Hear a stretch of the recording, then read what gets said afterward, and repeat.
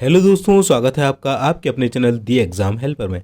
दोस्तों, इस वीडियो में मैं लेकर आ चुका हूं आपके लिए एक और नई भर्ती की अपडेट, जो कि आपकी निकल कर आ रही है इंडियन एयरफोर्स की तरफ से, जिसमें आपकी एफकेट के पदों पर ये भर्ती निकली हुई है, जिसमें टेक्निकल साथ ही साथ नॉन टेक्निकल के पदों पर भी ये भर्ती निकली हुई है। ऑल इंडिया की ये वैकेंसी है। ऑल इंडिया के मेल एंड फीमेल कैंडिडेट कहीं से भी हों वो इसका फॉर्म भर सकते हैं। साथ ही साथ दोस्तों, इस समय हम देखेंगे इसकी अप्लाई करने की डेट क्या है, age, eligibility criteria, physical selection procedure क्या रहेगा, एग्जाम का पैटर्न क्या रहेगा, सैलरी इन हैंड कितनी मिलेगी आपको, जॉब प्रोफाइल यानी कि काम क्या करना पड़ेगा, सारी ही डिटेल में बात करने वाले हैं। तो दोस्तों, वीडियो को पूरा और ध्यान से देखिएगा। तो चलिए दोस्तों, बिना किसी देरी के हम वीडियो को स्टार्ट कर लेते हैं। तो दोस्तों, ये है इसका नोटिफिकेशन, जो कि ऑफिशियल है। भारतीय वायुसेना की तरफ से भर्ती निकली है, जिसमें आपको देखिए एयरफोर्स कॉमन एडमिशन टेस्ट के तहत ये भर्ती निकली है। दोस्तों, इसके जो फॉर्म भरने स्टार्ट होंगे वो 1 जून से फॉर्म इसके भरना स्टार्ट होंगे, जो कि 30 जून तक भरे जाएंगे। ऑल इंडिया के जो मेन एंड वुमेन कैंडिडेट्स है वो इसका फॉर्म भर सकते हैं।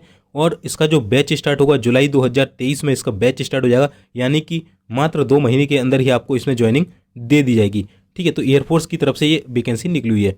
चलिए अब इसमें देख लेते हैं कि किस किस पोस्ट पे और किस किस विभाग में किस किस पोस्ट पर ये वैकेंसी निकली हुई है।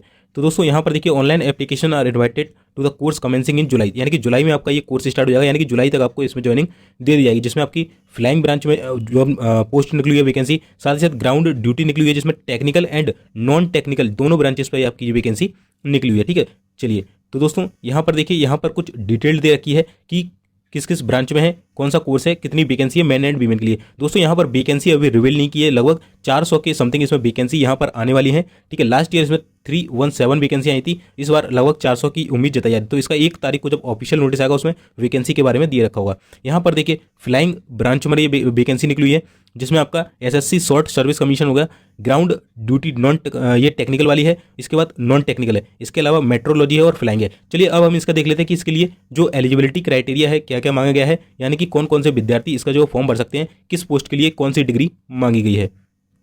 तो दोस्तों देखिए, एफकाट 2022 जुलाई 2023 ब्रांच वाइज एलिजिबिलिटी डिटेल। ठीक है, तो यहाँ पर एंट्री टाइप है तो एफकेट की एंट्री है। ब्रांच का नेम देखिए, फ्लाइंग ब्रांच में जो है आपकी एलिजिबिलिटी जो मांगी गई है वो है बैचलर डिग्री आपके पास होना चाहिए एनी स्ट्रीम से, किसी भी स्ट्रीम में कर रखी हो आपने बैचलर डिग्री, बट उसमें फिजिक्स का जो सब्जेक्ट है वो मस्ट होना चाहिए, और मैथमेटिक्स। ठीक है, तो फिजिक्स और मैथमेटिक्स आपके होना चाहिए, आपने किसी भी स्ट्रीम से बैचलर डिग्री कर रखी हो 10+2 लेवल पर। ठीक है, और या फिर बीई या बीटेक का कोर्स आपने कर रखा हो तो आप इसका फॉर्म भर सकते हैं फ्लाइंग ब्रांच के लिए। ठीक है, अब देख लेते हैं ग्राउंड ड्यूटी टेक्निकल वालों के लिए क्या क्या मांगा है। तो अगर आप टेक्निकल का फॉर्म भरते हैं तो यहाँ पर एरोनॉटिकल इंजीनियरिंग इलेक्ट्रॉनिक्स मांगी गई है 10+2 लेवल में।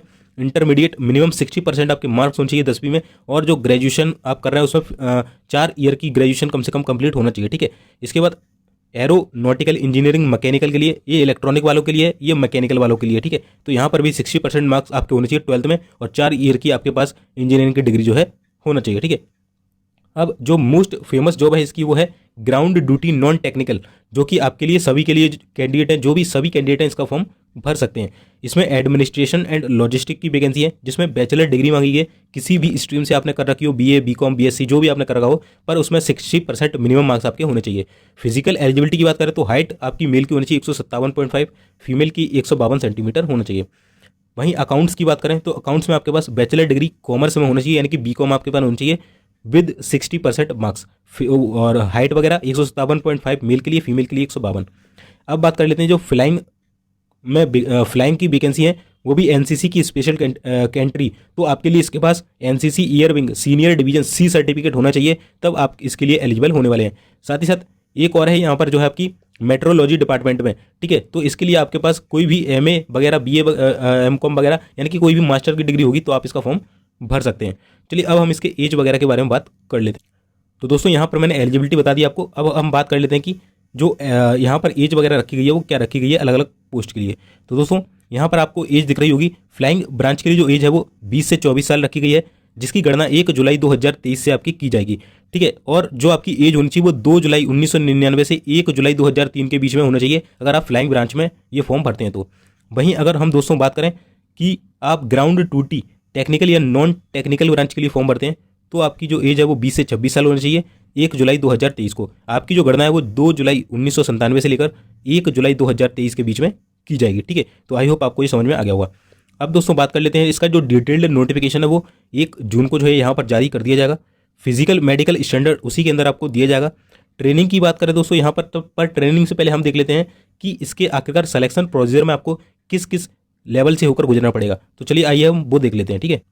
तो दोस्तों अब इसके सिलेक्शन प्रोसीजर की यदि हम बात करें तो सबसे पहले आपका एक एग्जाम होगा, फिर उसके बाद आपका इंटरव्यू टेस्ट होगा, जीडी टेस्ट होगा, पीपीटी टेस्ट होगा, वो भी एएफएसबी के दौरान की एयरफोर्स सिलेक्शन बोर्ड के द्वारा। उसके बाद तीसरे नंबर पर आपका कंप्यूटर बेस्ड फ्लाइंग टेस्ट होगा फॉर फ्लाइंग ब्रांच, अगर आप फ्लाइंग ब्रांच के लिए भरते हैं तो।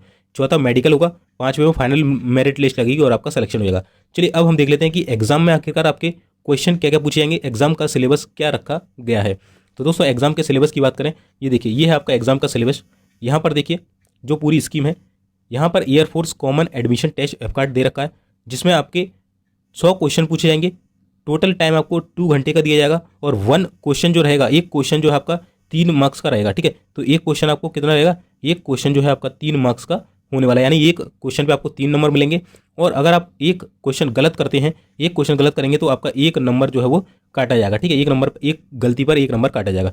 यहाँ पर जो आपका सिलेबस रहेगा वो रहेगा इंग्लिश में ये वाला सिलेबस रहेगा, जनरल अवेयरनेस में ये वाला आपका सिलेबस रहेगा, न्यूमेरिकल एबिलिटी आपसे पूछा जाएगा, ये जो टॉपिक पूछे जाएंगे सिंपल है, ठीक है, अरिथमेटिक बेस्ड है। और reasoning and military aptitude test होगा आपका, जिसमें आपकी वर्बल स्किल्स और स्टेबिलिटी यानी कि रीजनिंग पूछा जाएगा, थोड़ा बहुत मिलिट्री से रिलेटेड क्वेश्चन यानी कि वो पिक्चर वाइज पूछे जाएंगे, ठीक है। इसके बाद आपका ईकेटी होगा, यानी कि इंजीनियरिंग नॉलेज टेस्ट, ये आपका नॉन टेक्निकल ब्रांच के लिए, नॉन टेक्निकल के लिए, मतलब ये वाला तो सभी के लिए एग्जाम है, मतलब ये इस एग्जाम से तो होकर सबको गुजरना ही पड़ेगा। बट अगर आप जो आपकी टेक्निकल ब्रांचेस वगैरह हैं, कंप्यूटर इंजीनियरिंग वगैरह, टेक्निकल मैकेनिकल, अगर आप वो फॉर्म भरते हैं तो आपको ये वाला टेस्ट भी देना पड़ेगा, ठीक है। तो चलिए, तो ये टेस्ट हमारे लिए आपको, अगर आपको ये वाला टेस्ट का पूरा सिलेबस चाहिए, बहुत बड़ा सिलेबस है, ठीक है, 7-8 पन्ने का है, तो मैं आपको टेलीग्राम पर ये पूरा सिलेबस डाल दूंगा द एग्जाम हेल्पर के नाम से, तो आप इसे ज्वाइन कर लीजिए, वहाँ पर मैं डाल दूंगा, ठीक है, ये पीडीएफ तो वहाँ से ले सकते हैं, नीचे लिंक डिस्क्रिप्शन में दे दूंगा या जाकर आप डायरेक्ट सर्च कर सकते हैं।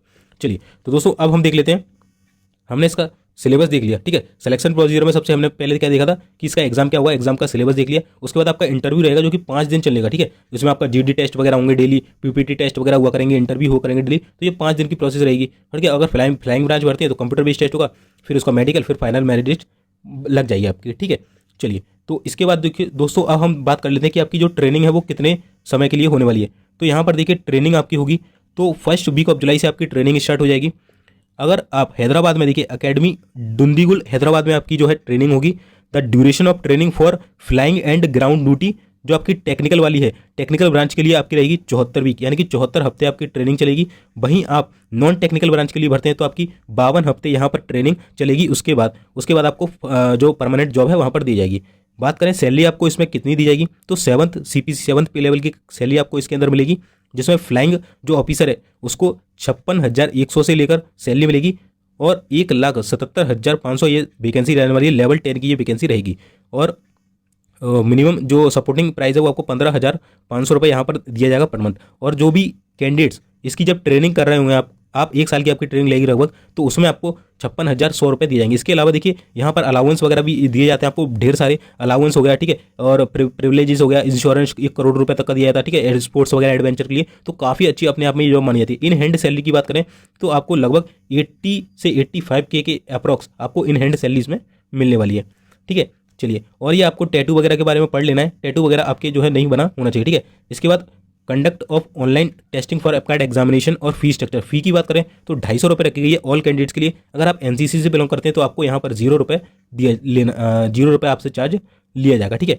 तो दोस्तों यहाँ पर अगर आप पेपर देने जाते हैं तो ट्रैवल अलाउंस भी दिया जाएगा आपको, ठीक है, जब आपका पेपर होगा तो आप उसे पढ़ सकते हैं, ठीक है। तो ये आई होप दोस्तों इसमें मैंने पूरी वीडियो डिटेल में ही बता दिया है कि कैसे क्या रहने वाला है। अगर आपका फिर भी कोई डाउट रह जाता है तो कमेंट के माध्यम से आप बता सकते हैं। और दोस्तों इससे पहले देखिए, आपका दिल्ली पुलिस की नई भर्ती निकली थी तो उसके ऊपर भी मैंने वीडियो बना दिया है, अगर आपने वो नहीं देखा तो जाइए देख लीजिए वीडियो, आपको इस चीज़ पर शो हो रहा होगा, क्लिक करिए और देख लीजिए, ठीक है। तो चलिए दोस्तों इतना ही रखते हैं इस वीडियो में, मिलते हैं फिर नेक्स्ट वीडियो में। वीडियो अच्छा लगा वीडियो को लाइक करना, चैनल पर नए सब्सक्राइब करके बेल का बटन दबा दीजिएगा इसी तरह की गवर्नमेंट एग्जाम की भर्ती की अपडेट के लिए। चलिए मिलते हैं फिर नेक्स्ट वीडियो में, तब तक के लिए जय हिंद।